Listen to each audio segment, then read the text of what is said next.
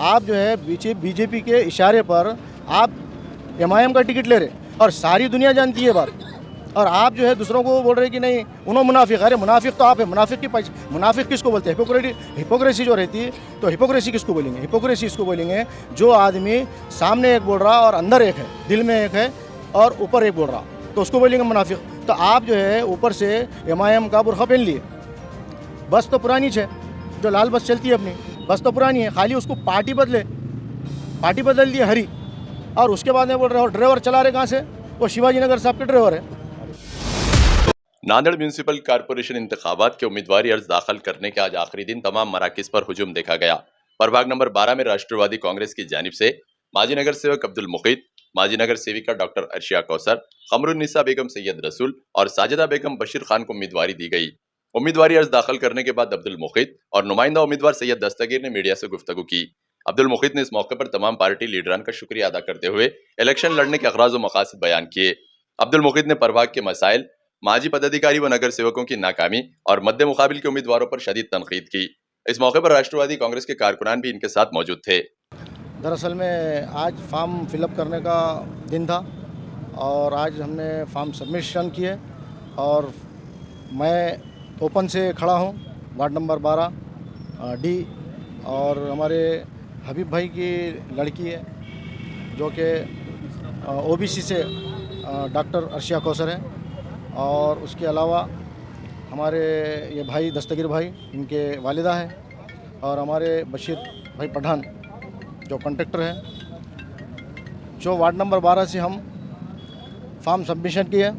और form submission करने के लिए हमको थोड़ा वक्त लगा, और हमारे जो सब साथीदार थे जो अभी वार्ड में चले गए, जिसकी वजह से हम सोचे कि भाई अभी थोड़ा सा एक स्टेटमेंट दे देना चाहिए, और इसके आगे जो जलवा है इंशाल्लाह अभी आगे बताएंगे हम हमारा जलवा क्या है। तो दूसरी बात यह है कि हर पार्टी को इख्तियारात रहते हैं कि हर पार्टी अपने अपने लेवल से एक अवाम के सामने जब इलेक्शन आता है तो कुछ ना कुछ अपने अपने पेश करती है, अपने अपने हिसाब से जो भी उनके वादे वही जो भी है। बहरहाल बहुत सारे पार्टियां हैं। इसके पहले हमारे पास कांग्रेस पार्टी भी थी, कांग्रेस पार्टी को हमने 70 साल से चुन के दिए, और हमारे इस प्रभाग नंबर 12 से जो देगलू नाके का इलाका है, खुदवाई नगर और ईदगाह का जो इलाका है, और इकबाल नगर है, महबूबा कॉलोनी है, संतरे का मल्ला है, खुदवाई नगर है, टायर बोर्ड का इलाका है, पाकिजा नगर है। बहरहाल यहाँ पर कुछ जो डेवलपमेंट होना चाहिए था वो आप सब लोग जानते हैं कि डेवलपमेंट तो मैं समझता हूँ कि ज़ीरो के मुकाबले में है। जबकि जो है हमारे एरिए से लोग 30-30 साल से चुन के गए, कोई स्टैंडिंग का चेयरमैन बना, कोई आपको मालूम है कि कोई महापौर बना, और कोई डिप्टी चेयरमैन बना, और बहुत सारे उनके पास बड़े बड़े पोस्ट है कांग्रेस पार्टी के, लेकिन उन्होंने अवाम का कुछ काम नहीं किया। और इंशाल्लाह हम वो जो बातें हैं उन्होंने क्या काम किया क्या नहीं किया वो हम आगे आपको बताएंगे। जब हमारा प्रोग्राम होगा शुरू 3 तारीख से, जब हमको निशानी डिक्लेयर हो जाएगी और 3 तारीख से हमारा प्रचार शुरू हो जाएगा, तो हम आपके सामने जब जलसे के ज़रिए हम आपको बताएंगे कि कौन क्या काम किया। अब जैसा कि बहुत सारे लोगों का मुंह रुक रहा नहीं, बहुत सारे ऐसे पार्टियां हैं कि कुछ ना कुछ बोलते चले जा रहे हैं। अब मेरा असल में जहन में ऐसा नहीं था कि कुछ बोलना किसी के बारे में, और ऐसा कुछ किसी का गलत बोलने का कुछ है भी नहीं, लेकिन कैसा है कि फिर भी लोग जो अपना मुंह खोल रहे हैं तो मुझे लगता है कि कुछ ना कुछ अपन भी जवाब देना चाहिए।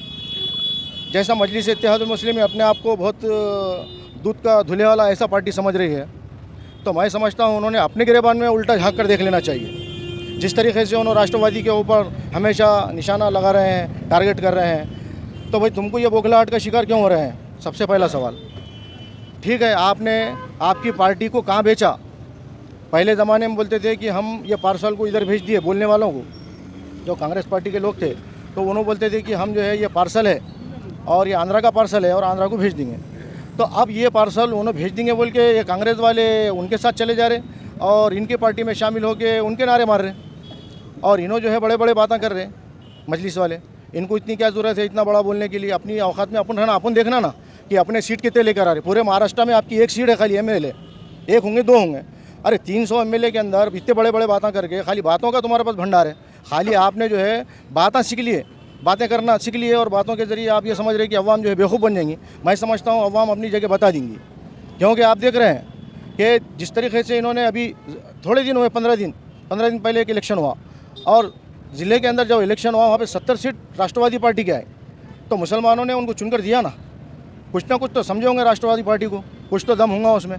तुम्हारे तो 2 सीट आए तो तुम इतना परेशान, और पूरे महाराष्ट्र में 80 सीट होंगे, तो 5000 सीटों में अगर 80 सीट आए आपके तो क्या मायने रखता। और आप क्या मैसेज देना चाह रहे हो, और लोगों के अंदर जो है ऐसा बतला रहे, लोकल पेपर में देखे, जो लोकल यहाँ के पेपर निकलते हैं तो 80 सीट आए, तो ये अवाम समझ रही कि 80 सीट बोले तो नांदेड़ ज़िले में आए शायद, लेकिन नांदेड़ ज़िले में नहीं है मेरे भाई, पूरे महाराष्ट्र में 80 सीट है, जबकि 5000 सीट है पूरे टोटल, और राष्ट्रवादी के तो 300-400 सीट है, शिवसेना के 300-400 है, दूसरों के तो और 4-4 हज़ार 3-3 हज़ार सीट है। तो तुम ये 2-4 लोगों को लेकर के, 2 लोगों को लेकर के इतने बड़े बड़े बातें करने की दूसरे के बारे में क्या ज़रूरत है।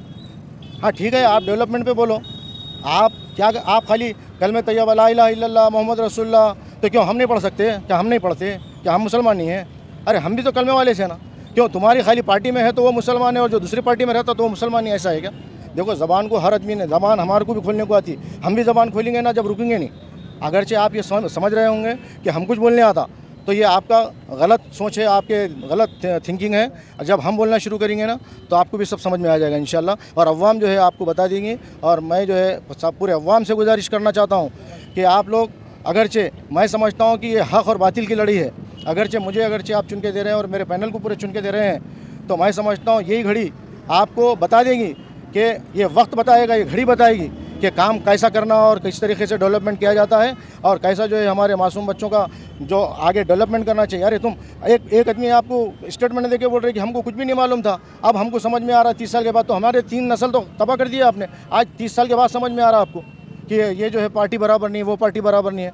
तो ये कोई बच्चों की जैसी बात होगी ना। ये गैर ज़िम्मेदार एक आदमी आपको जो है स्टेटमेंट दे रहा, एक स्टैंडिंग चेयरमैन रहे वाला आदमी, और ये बोल रहे कि नहीं बोले वो क्या हो रहा, बोले ये पार्टी में उन्हों जा रहे, वो पार्टी में इन्हों जा रहे। अरे जा रहे ना, आप बुरखा ओढ़ के क्यों जा रहे?